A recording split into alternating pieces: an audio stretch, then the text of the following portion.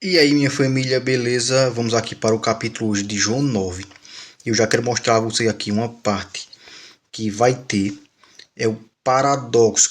Vai ter um paradoxo aqui, que é bastante difícil de entender.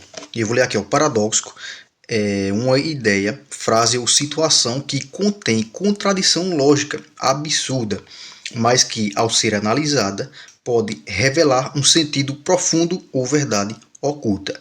Então vai ter uma passagem aqui que é um paradoxo. Então vou começar aqui, ó, e vai ter a imagem hoje também. Espera aí, deixa eu puxar aqui. Pronto, tá aqui, ó. Começa nessa lendária cura aqui de Jesus, ó. Jesus, aqui é João 9, hein? João 9.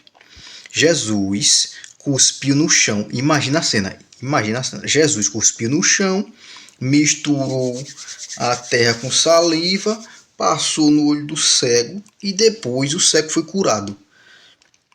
Imagina essa cena. Aqui tem um personagemzinho aqui, né? Fictício. Achei bonitinho, hein? Engraçado. E ele foi curado. E beleza. E os discípulos, né? Chamaram Jesus e perguntaram: Rabi. Os discípulos chamavam Jesus assim, né? E Rabi significa aquele que ensina. Então perguntaram a Jesus, né? Rabi, quem pecou? Este homem ou seus pais, para que nascesse cego? Então Jesus responde: a cegueira não se deve a ele, nem seus pais. Ela aconteceu para que o poder de Deus pudesse ser visto operando nele.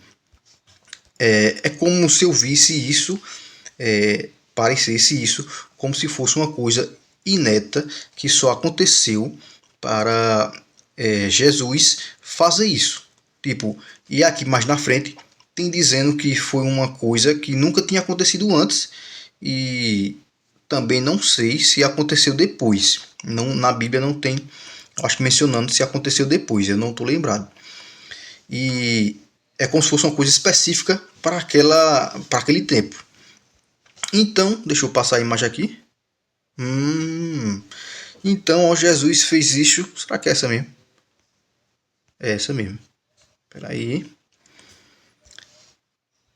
E acho que essa aqui era a imagem dessa conversa aqui que eu vacilei agora e não passei adiante. Então, beleza.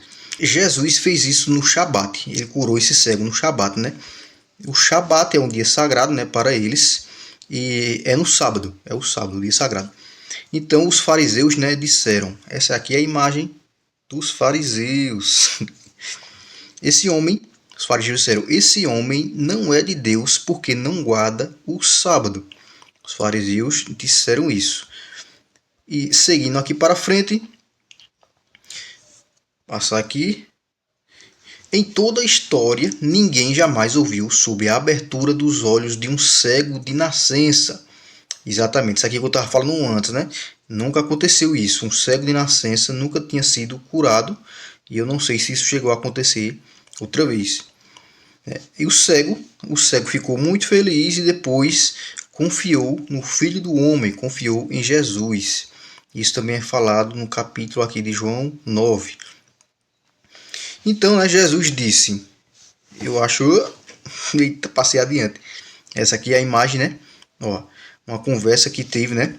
Houve essa conversa entre Jesus e os fariseus. Então foi assim, ó.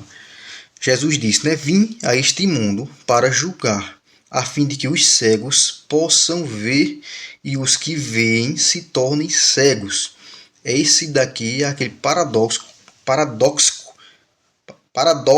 que eu estava falando com vocês lá no começo. Então isso é uma coisa que é complicado de entender, né? Como assim? Como assim os que veem se tornem cegos? Você vê e se torna cego. Jesus acabou de curar um cego. Então o que seria isso? É complexo de entender.